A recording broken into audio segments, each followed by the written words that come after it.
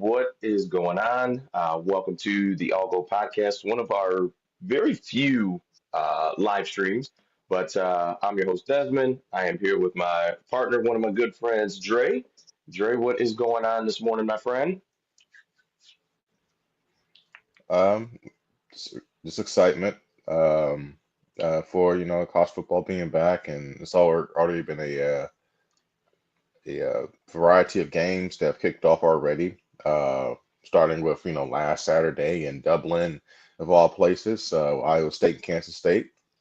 That was a top 25 matchup. So, Boise State, getting going from the playoff to losing to South Florida. So it's already been a variety of action thus far. So I'm so excited for today and the big time matchups that we get to talk about. Yeah, it's just overall quick thought. What are your thoughts with the like international games with college football? So like the Dublin game, for example. Like, what are your thoughts on that? I think it's silly.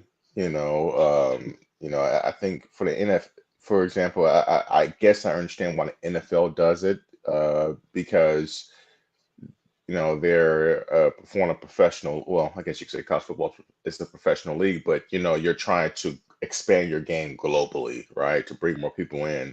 I've always looked at college football as a regional to regional sport, and so it's just weird, you know.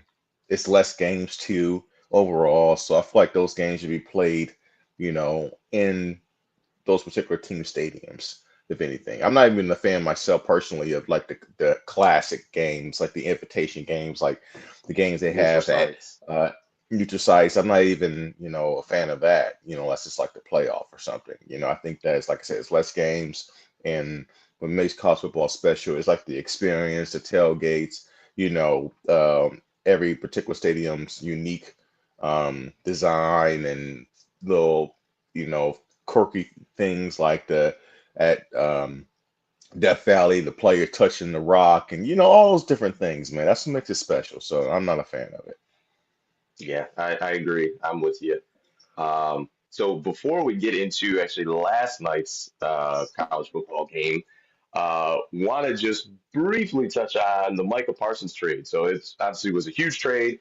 The Cowboys traded Micah to the Green Bay Packers. They got two first round picks and nose tackle Kenny Clark.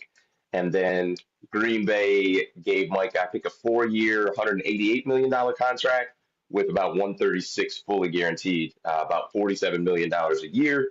Um, Obviously, we're both Lions fans, but even the fandom aside, like, what are your thoughts on the on that trade? Um, well, if you're Green Bay, it's a all-in type of move. You're mortgaging, your cap flexibility and ability to retain your roster, at least to keep players in your roster long term. To try to win a Super Bowl right now. You've already committed your franchise to Jordan Love, give him a contract. You made the playoffs the last 2 years. I believe they made the playoffs last year as well. Um, but I know for sure, the year before, they got all the way to the divisional round and was kind of similar to the Lions, one good half away from advancing to the conference championship game. So they feel like they're in contention right now, and this is a move that can put them over a hump, and it certainly seems like it will potentially. Um, if you're the Cowboys, it's perplexing because for one, there's a reason why these type of moves don't happen very often. You don't see premier elite pass rushers just entering their prime hit the market, and pretty much whenever uh, contract value they ask for, it matches what the market value is, and you give it to them. No questions asked for the most part. Especially if you're a team like the Cowboys and you're star-studded, and you're all about being in the spotlight. I mean, the Cowboys have always had star players, elite players around this league. So it just made sense to why would you not, commit to Michael long term? And obviously, it looks like things got personal. And my thoughts on it is that Jerry Jones' ego was the biggest issue here, and he decided to trade away one of his best player to me as an overall player. I know Dak's a quarterback. He traded away his best overall player, and it just doesn't make a lot of sense because if you're trying to win now, it definitely doesn't make sense because you're a worse team today.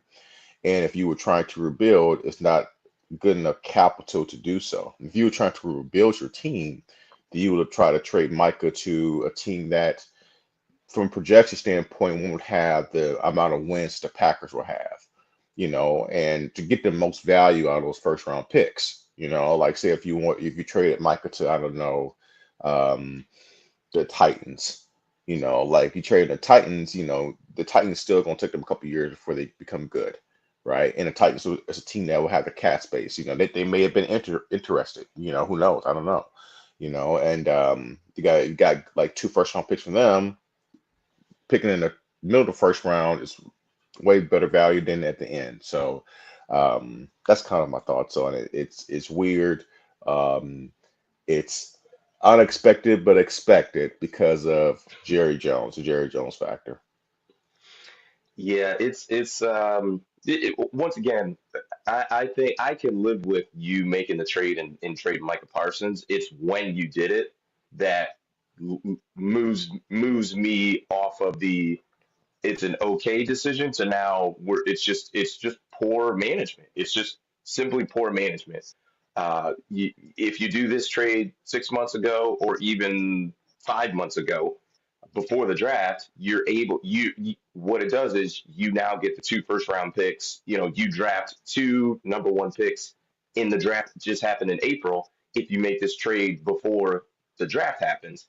And you could easily make an argument at that point, like, hey, we literally have two guys that we are drafting, bringing into into the facility that are top 30 players and coming out of college football. So you could easily make an argument like, hey, our team, we may not be better, but it's not as big of a drop off as it is today, where you trade Micah, so you don't have him, okay, but none of those first round picks are going to help you in this season. So what was already a bad defense, you removed your best defensive player. So what do we think that defense is going to look like now? It's similar to the Bengals with Trey Hendrickson. It's like I get it if you want to move him or trade him, but he was also 17 and a half sacks on a bad defense. So it's like if you remove him, then what does that defense look like? It's even worse. So I just it's poor management. And the thing is, you don't like. I understand trading a talent like Micah if you're just so far from winning. And it's like, you know what, we don't have any other guys around him to do anything. Dallas has already signed Dak to a monster contract. They've already signed CD to a monster contract. And granted, it was signed a few years ago, but Trayvon Diggs has signed a big deal already. I'm sure Deron Bland is going to be getting one soon. So it's odd. And yeah, like you said, I think Jerry Jones got into his feelings and ego and made some poor choices. And of course, Dallas is going to now spin. There's all kind of stories coming out that Micah's podcast was a big issue in the locker room, and somehow he was some kind of locker room cancer. It's like, oh, so it was Micah that was the locker room issue, not Jerry Jones holding press conferences, right outside the locker room and talking on a radio Look, show, and you know what I mean? look, look, look. You could take this to the bank, and I truly do believe this. The Cowboys would their biggest issue from a distraction point has and will always be their owner. Okay, Yep. so I don't want to hear that. Okay, Micah may have a strong personality, and he does, but he's also an elite player. And Hmm. the NFL, you can win with a guy like that. The only caveat is if there are a variety of off the field issues that are causing problems. That's a different thing. But a guy having a big personality and loud or whatever, like, okay, fine, he produces, he's elite. And, you at the end of the day, I think that loud personality clash with somebody who wants to be the biggest personality in voice and power. And I think that became it's a pure ego thing, man. And I think Jerry Jones, really set his franchise back. I mean, I think this is one of those moves where I don't care how you try to spin it, there's no sense to it. Um, and maybe if you did a better job of just see, I think what he did himself no favors in typical Jerry fashion. And I know we got to jump to college football, which can be like one more minute here. In Yeah. his press conference, trying to spin it like, oh, we're still trying to win now. This makes us a better team now. Like I would have respected him a lot more if he just said, look, um, obviously we have a lot of money committed to Dak. We have money committed to CD. So we're not necessarily trying to rebuild our team, but we are looking at ways to retool our team and possibly restructure things going forward. And so we thought that, once things didn't work out financially, in terms of coming to an agreement, maybe we need to utilize Micah, not Michael or Mike, whatever he was saying, which is purely disrespectful by him. He knew exactly what he was doing there. He knows his name. Um, to do that, we thought we can, speed up the process. I would have respected that, Des. I would have believed him. Well, believed in that. Like, okay, no, you're not going to rebuild, but if you take Micah and you try to get some assets for him and you get that first round pick, maybe you could use that first round pick for a player next offseason or well, for established player in the league, or maybe you could, I don't know, try to trade down, try to be creative and get good Hmm. next year, retool on the fly. Like you said, that's gonna be there for years to come. So, but no, he didn't do that. So we'll see how this plays out. But definitely as an Lions fan, it's gonna be fun. We know how it's going to play out for Cowboys. It's going to be terrible. So last night, Colorado played Georgia Tech. They lost 27-20. I watched a good chunk of this game, and I'm rooting for Coach Prime. Was rooting for Shador and Travis when they were there, and was hoping they were able to get some things going. And they had a good year last year, especially coming from just 2 years, off of a one-win team. But Colorado is not going to be very good this year. Hmm. I watched that game. They had Georgia Tech fumbled 3 times, I believe, in either the first quarter or the first two, the very early in the game. They fumbled 3 times, gave the ball away to Colorado 3 times, um, and Colorado was up 7-0 after all of that. It's just they don't have any playmakers on the outside. They don't, or let me say it this way, they don't have any difference makers on the outside. The quarterback is pretty solid. He can move, he can throw. Um, it's I don't think they're going to be very good. They did a terrible job, like just defensively didn't look good. I'm very concerned for Colorado. I don't think they're going to be very good this year, and I'm sad to say that. And I hope I'm proven wrong. But from what I saw, they are not going to be very good. Yeah, it's early. I would say that there are some people who believe that Georgia Tech is one of those. I won't say I wouldn't dare put them in a category of a threat to win the ACC, especially with Clemson being there. But some will say that they are kind of a tricky team. They're a little bit underrated, better than people give them credit for, but not necessarily really good. And for what Colorado lost last year, um, coming to a totally different era, mind you, and then also Coach Prime, unfortunately having to deal with some really serious health issues this past off season, and um, maybe not being as connected and understandably so involved in the ramp up process, getting ready for the season. There may be a little bit of a slow start. So I wouldn't be quick to jump to say that they won't be very good. There was going to be a adjustment process anyway because you lost, a generational player in Travis Hunter. You lost a legit NFL quarterback in Shador Sanders.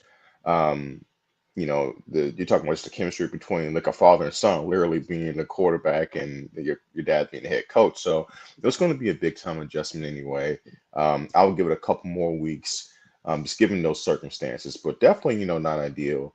I think no one has ever, and I don't ever foresee having Colorado as like this big time contender in college football.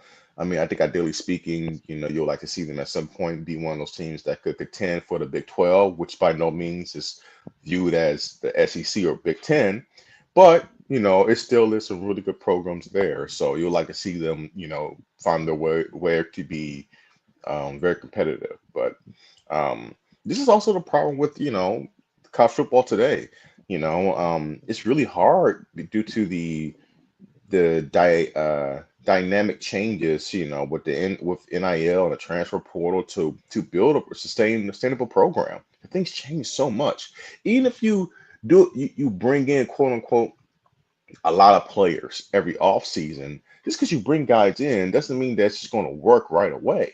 You have to get Right. guys to your program. You have to create the chemistry. You have to see if they're actually really good. You have to, get the cohesiveness, the playbook. There's so much that goes into it. So, you add that issue with that dynamic with being at a place like Colorado where you're not going to necessarily recruit well all the time.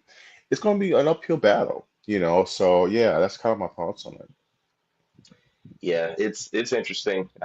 He and there was at the end of the game they were down by seven and trying to drive to get to tie up the game, and they oddly did not. They had two timeouts left. They didn't use them, and they ended up. I mean, I think by the 8 seconds left in the game, they're almost having a hail mary. Just wasn't great clock management. I am not a big fan of Pat Shermer as far as offensive coordinator, but just kind of is what it is. But yeah, so we'll see. I hope you're right. I hope it's one of those things where it's just early and they'll get it together. So our first big Well, game of the day. real quick, So and I should have gave you this as this could be a topic for another day, but I think one of the issues with Coach Prime and how people view him, they view him as like this figurehead, right? A guy who doesn't know football, a guy that's not like a real head coach. And I don't think that's fair. Um, because he had to work his way up, and he didn't just take the Colorado job. And that was his first head coaching job. He started off coaching high school football, and then he moved on to Jackson State. It helped him become really good, relatively speaking, in the SWAC or whatever it is, right? And then he got the mhm. Colorado job. He's had to earn his stripes, and and learn how to do the position. I'm not a fan, and this will be a topic for another day, how some programs have saw that, like Norfolk State and Delaware State, and just start just hiring guys with names and just to say, hey, be the head coach so we can, look good. I'm Trying to sorry, get the like prime effect essentially, but yeah, yeah, and it's just silly. Like no, these guys have no coaching experience. I think it's silly. I think it's ridiculous. I think it's a mockery. It's way other more qualified coaches, even if they're former players, they deserve that opportunity. But go ahead. yeah, I definitely understandable. Yeah, it's I mean everything is a copycat league, right? NFL, college football, it's all of it is. So it's once again teams in schools trying to copy other teams in schools. So, Hmm. but no, we have Texas, Ohio State. That is our the big noon kickoff. I mean, this is first. What I want to say is kudos to both of these programs for scheduling this game and keeping Yeah. this game, because we see it with teams like I'll use specifically Indiana, who Coach Signetti, which they had a really good season last year and I believe 2 years ago as well, but he came for the SEC and that they don't schedule any Power Four programs, so on and so forth. So that's been a big topic. But kudos to Texas and kudos to Ohio State on scheduling this game. This is a huge game, and I believe the first time they played since 2005 with Vince Young was there at Texas. So Was that Colt um, McCoy, the quarterback for Texas that time? I think it's Colt no, it was McCoy, Vince right? Young. Oh, Vince Young was. Hmm. Okay, but didn't Ohio State? I could have. Maybe. I could have swore I saw Colt McCoy play against them. But okay, all right. Well, anyway, that You, was a it may great. have been that next year because I think '05 was their national championship year. Vince Young gets Ah, drafted the next year, so maybe it was '06 that Colt okay, McCoy okay. was played then. But yeah. So I mean, we get the debut of Arch Manning as QB1, as the starter, not like filling in for an injury. So, what are your thoughts on the game? How do you? Well, I'll just initially. What are your thoughts on this game? Well, I'm actually jealous. As a Michigan fan, I would have loved that opportunity to have a game like this week one as opposed to playing the New Mexico State Lobos. Um, yes, we're starting with a true freshman at quarterback, not a great start. Big time ask for him, but it's so fun to see right away what your team is made of and how good they are. It's a litmus test. I think the last time as a Michigan fan we had a game like this kind of magnitude. No, it wasn't at this magnitude, but like a test was what 2017 when we played Florida, week one, down in AT&T, and maybe I think the following year we were at Notre Dame. Um, those were two teams where we're like, okay, they were viewed as good. And let's see how good we are right away. We don't have any cupcakes, if you will, to start the season. So I think I think it's 2012. I think you guys started with Alabama, didn't you? That season. I, I try to keep that out my memory bank because that didn't go too well for me. I was pretty excited before that game. We just had, won 11 games, won the Sugar Bowl. Granted, beating Virginia Tech is way different than playing, Alabama. But hey, man, I thought Shoelace was going to have you guys never saw speed like that before, and I was wrong. Um, hey, that boy fast for Big Ten standards, but he's like he went and played the Bama boy. He's like, oh, these guys, they fast like me. So yeah, yes they are. But anyway, yeah, it's exciting. And get to see how good these teams can be. Um, both teams are having first time starters, full time starters. Um, both are going to be in contention for the national championship. I'm not so sure if this was 10 years ago, if these teams would have kept this on the schedule because the stakes would have been so much more higher. I Hmm. think this is a byproduct of the expansion of the college football playoff, in which you can now absorb a loss or two and still make it. So, yeah, man, it's going to be really fun to see. Um, really elite talent on both sides of the ball. It's literally the best of the best in week one, which is rare for us to see. So, um, you know, I, um, yeah, I can't wait. I can't wait, and we don't have to wait too long too. That's the cool thing about it. We don't have to wait till 3:30 or even at 7 o'clock. We're going right The into it at 12 first o'clock. game, yeah, and I think in kind of back to your point of these two teams keeping this game.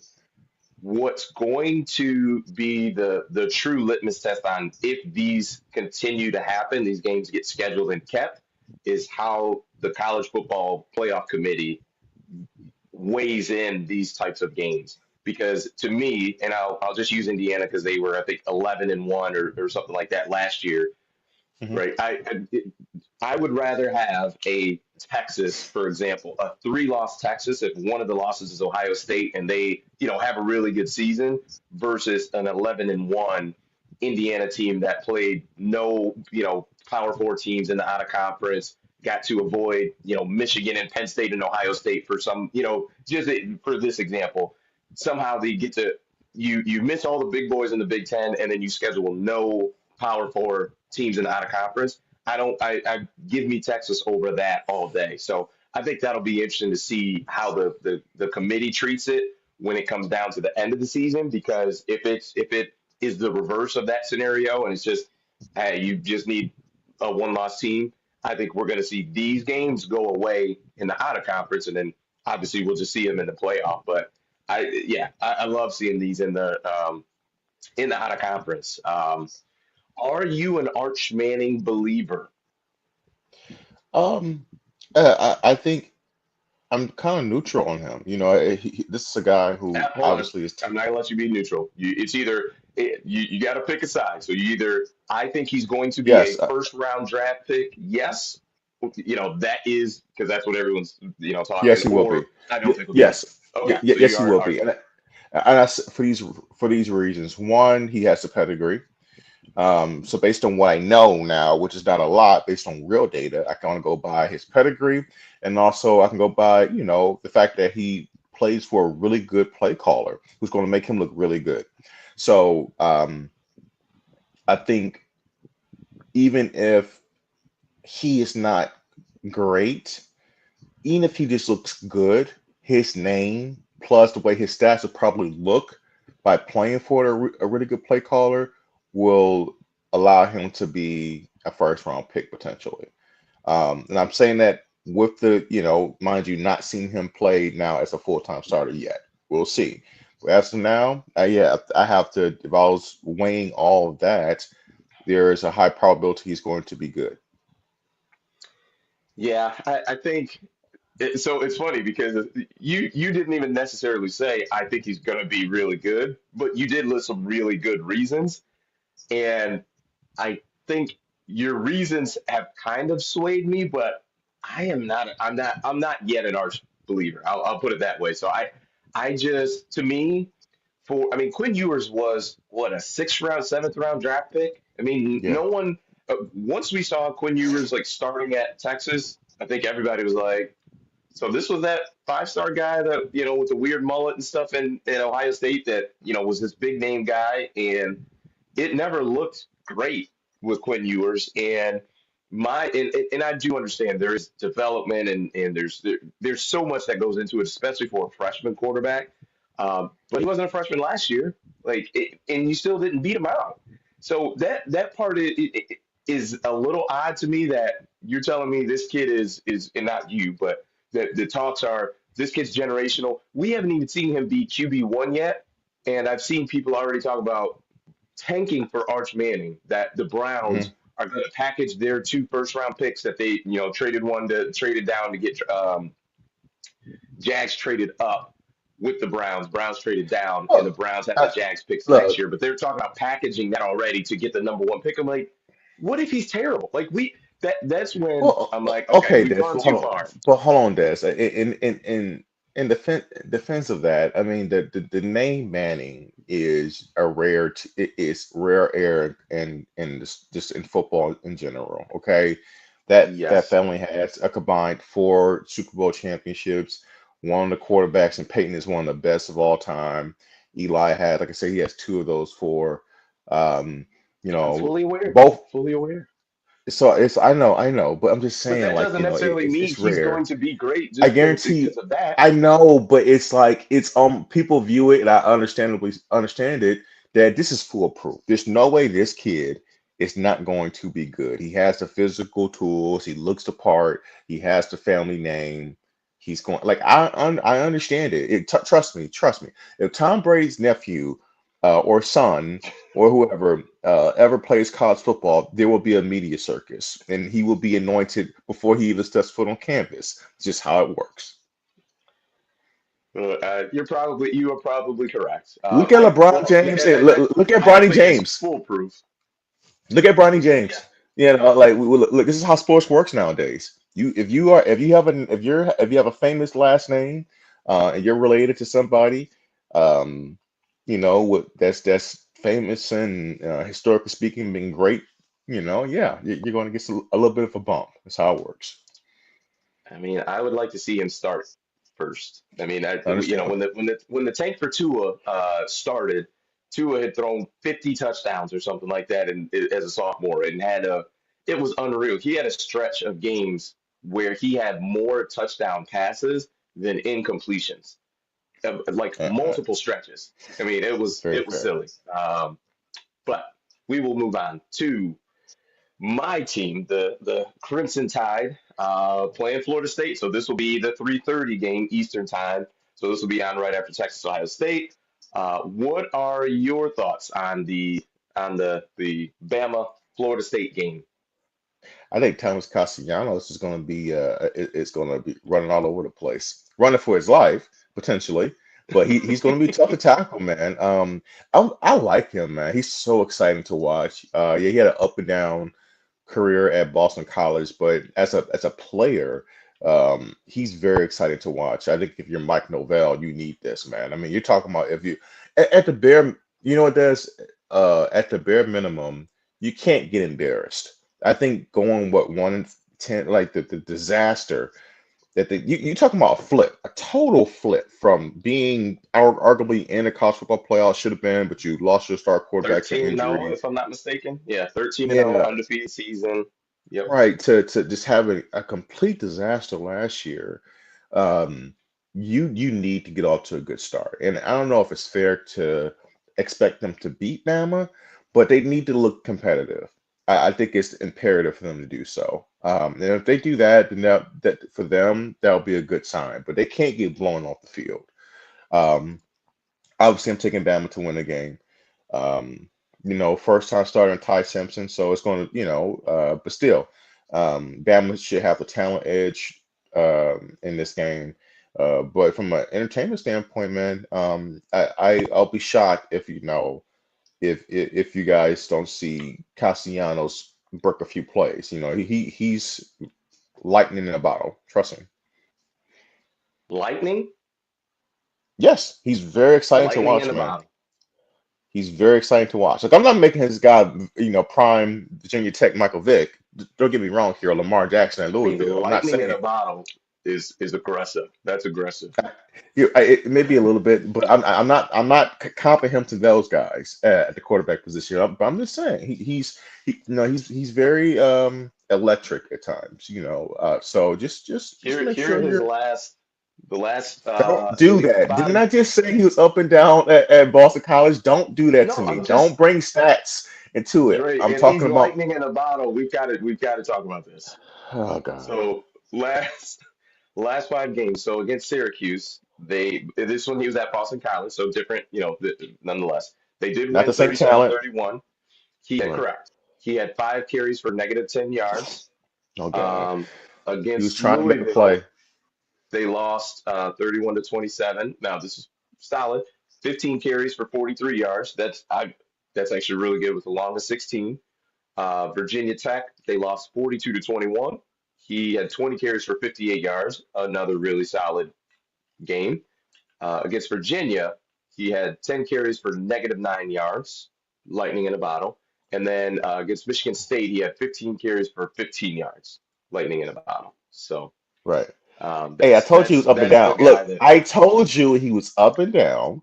you said And I lightning in a bottle. well, okay, he's not the Anthony Thomas, Like I'm just saying, dude. Like he's one of those guys where I think the negative yards come into play in terms of like he will get himself in trouble and trying to do too much, And so I'm just really curious to see how he looks with perceived better talent at a Florida State. Um, you What guys are I going will to win the say is, game. if you think Syracuse is, if Oh you're God. losing ground with Syracuse and Louisville, I would imagine Alabama's got some.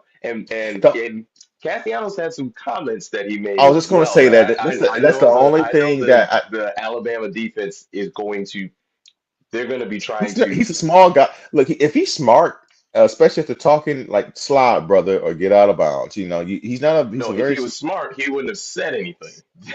hey, hey, Because I'm with you. I'm not even against it.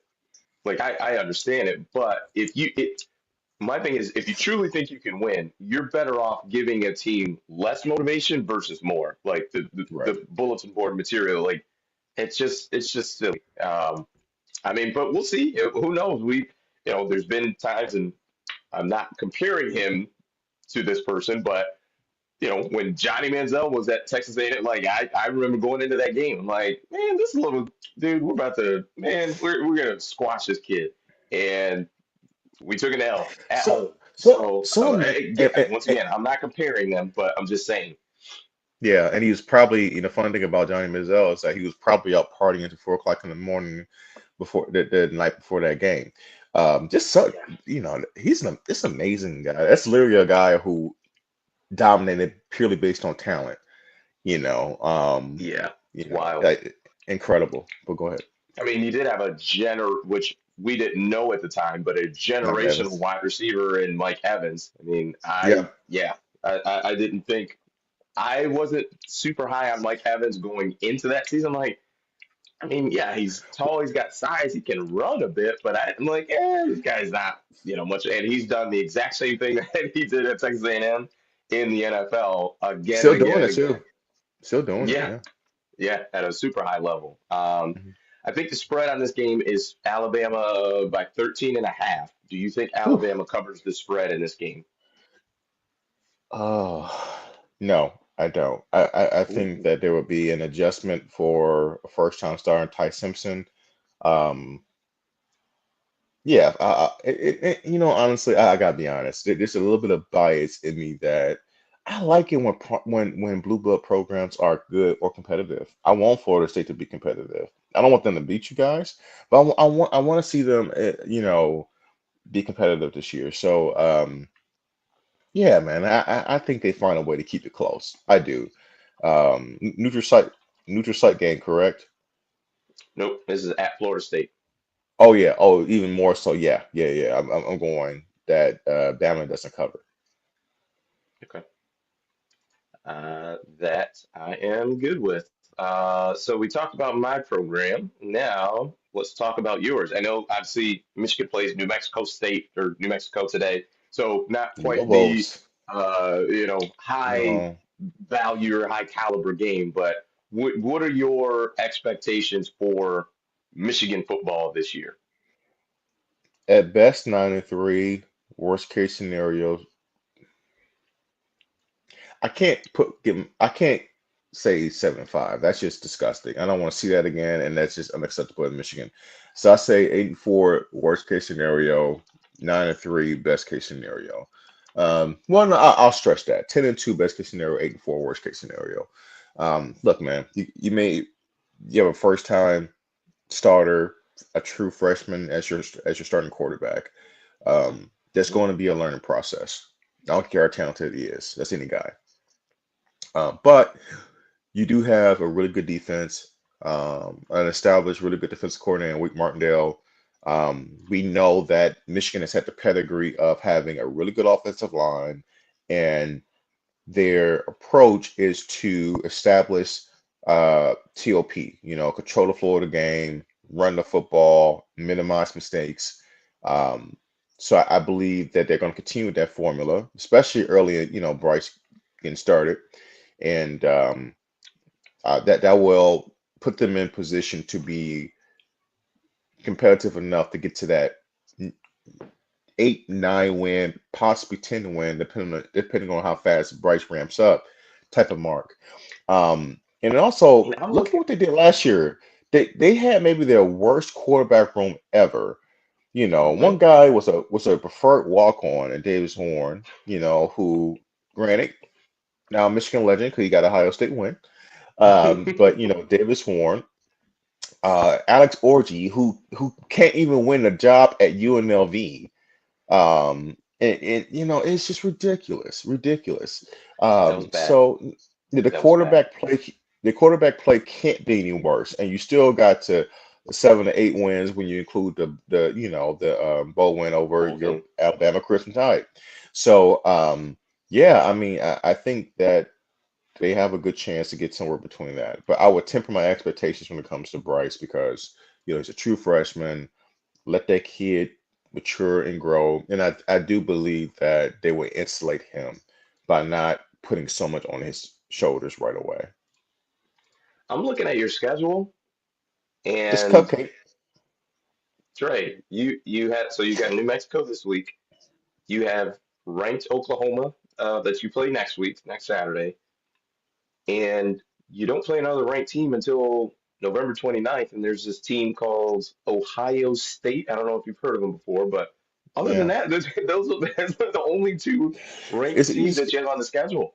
Yeah, no Penn State this year. I mean, it's different, man. I mean, no, that's why I said that like 10 wins is possible. If best case scenario, if you want to say those two losses, I don't, I mean, maybe it's Ohio State this year, maybe it's Oklahoma. But yeah, man, they have a chance, but it's all based on how Bryce plays. I think everything else will hold water. I think their defense will be really good, will be very good. And I think the offensive line, I'm going to go um, with the pedigree. So yeah, we'll see. Do you think, are you concerned about playing Patrick Mahomes on September 20th at Nebraska, aka Dylan Raiola? Look, that brother can have the haircut. He can have the phone. He can have the number. He can do whatever. He can do the little jump thing before pregame. That kid is not Pat Mahomes. Okay, Dylan Raiola. I watched him again against Cincinnati, and I just don't see it. I mean, he's. I mean, I'm not trying to bag on the young man. For one, it would behoove him just to have your own persona. I find it kind of it's a little creepy. I do. Don't look, It look, is. man. Look, man. There's nothing wrong with having a play that you idolize.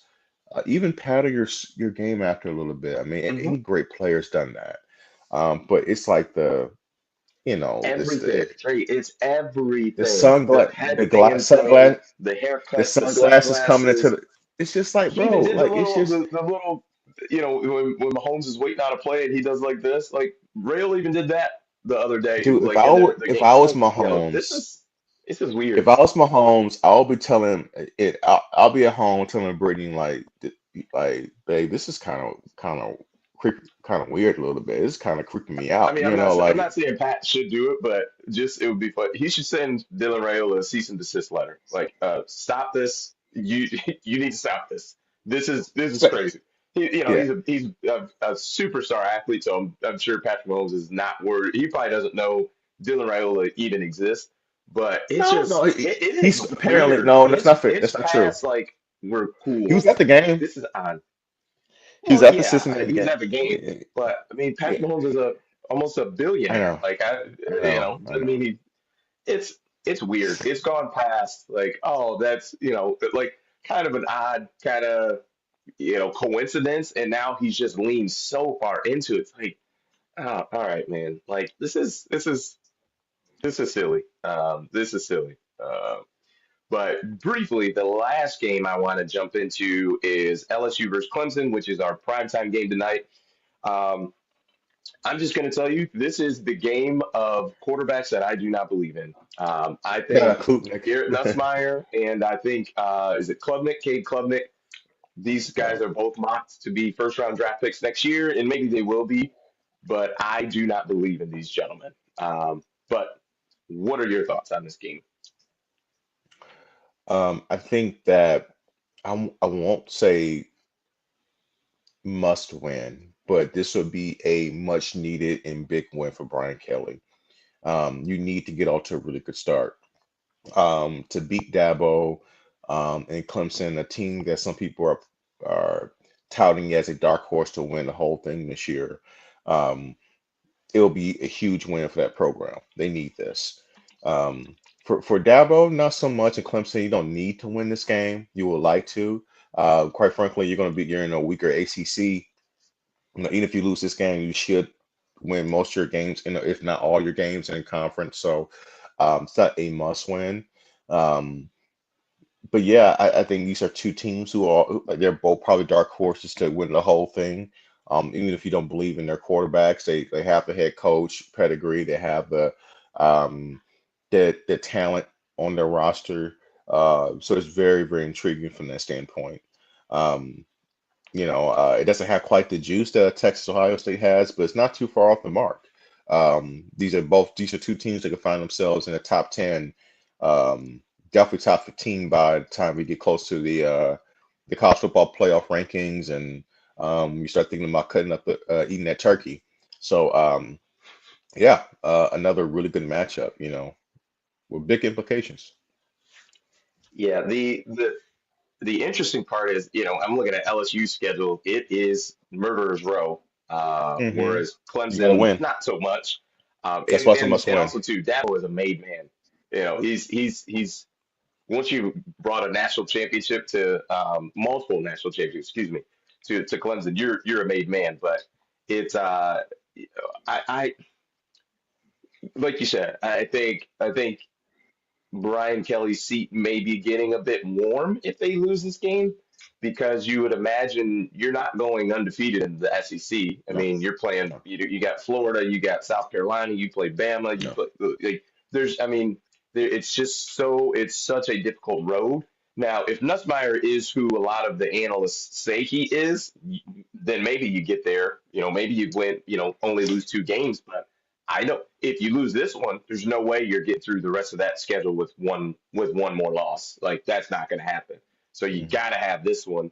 Um, it's interesting. I'm not quite sure what they'll do there. And honestly, for Brian Kelly, when he first got to LSU, I'm like, Oh we're God. gonna mop the floor with him.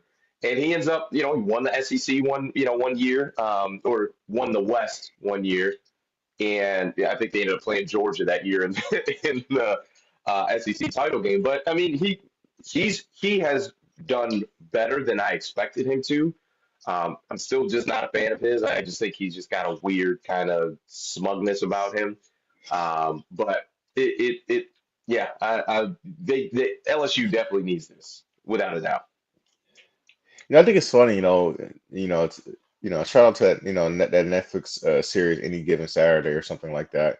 You kind Hmm. of get behind the curtain, at LSU and Brian Kelly. I think it's funny that the guy who's like raging on the sidelines that we see on Saturday when he's like the way he kind of puts himself out there, like in the and maybe he is a little bit different off when the clock's not ticking in real game action, but he's saying stuff like, hey man, you put all you can, Monday through Friday, and then you gotta depend on these 18 and 22-year-olds, to like save, keep your mortgage, So yeah, it's Like Brian like Kelly, you got $100 million, whatever $1 million contract. Like, if you got I fired think, tomorrow, dude, Ed Orgeron is still getting paid from LSU. yeah, I Relax, Brian don't, Kelly. yeah, the whole mortgage thing, I was like, okay, uh, okay, Brian, yes, yes, I'm sure you and your wife really are worried about, your mortgage, if you don't keep this job, The so boosters yeah, probably bought your house. Like, what are we probably. even? You probably don't even have a mortgage. It's like, and then You don't probably pay after for last season, they're like, we're gonna actually transfer this more. We own the house now, so you actually have to pay us to live if you want to keep living here because this ain't gonna cut it. Yeah. So no, I just think that's so funny when people just whatever. Out of Whatever. touch, how out of touch people can be with Yes, reality. Like, oh God, absolutely. yeah, oh God, I need this paycheck coming in. It's like, Brian, you made $15 million last year. What are we talking about?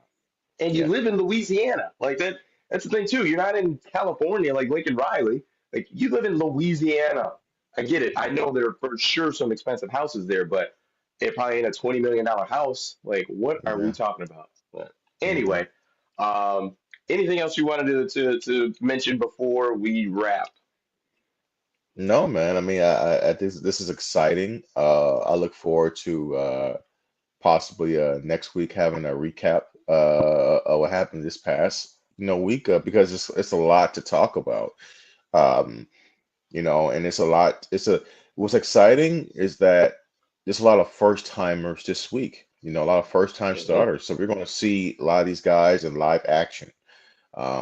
And yeah, yeah, let's roll. Yep, that is it. Well, hey, appreciate you hopping on with me, my friend. That is it for us. We're out of here. Peace. Peace.